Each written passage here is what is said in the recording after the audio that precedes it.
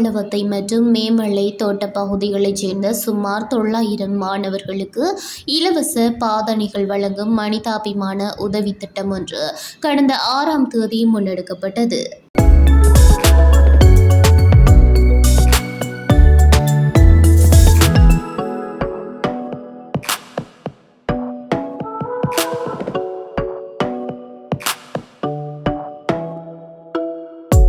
பெலாங்கொட பெருந்தோட்ட நிறுவனத்தின் அனுசரணையுடன் இந்த உதவி திட்டம் நடைமுறைப்படுத்தப்பட்டது.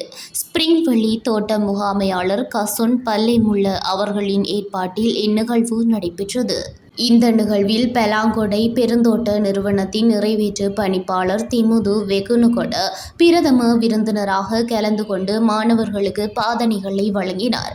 மேலும் இந்நிகழ்வில் பதுளை வலய கல்வி பணிப்பாளர், பாடசாலை அதிபர்கள், ஆசிரியர்கள், மாணவர்கள், பெற்றோர்கள், ஸ்பிரிங்வெளி தோட்ட அலுவலக அதிகாரிகள் மற்றும் வழிக்கள உத்தியோகஸ்தர்கள் உள்ளிட்ட பலரும் கலந்து கொண்டனர். தோட்ட பகுதிகளில் கல்வி கற்கும் மாணவர்களுக்கு தேவையான அடிப்படை வசதிகளை வழங்கும் நோக்கில் இத்திட்டம் நடைமுறைப்படுத்தப்பட்டதாக ஏற்பாட்டாளர்கள் தெரிவித்தனர்.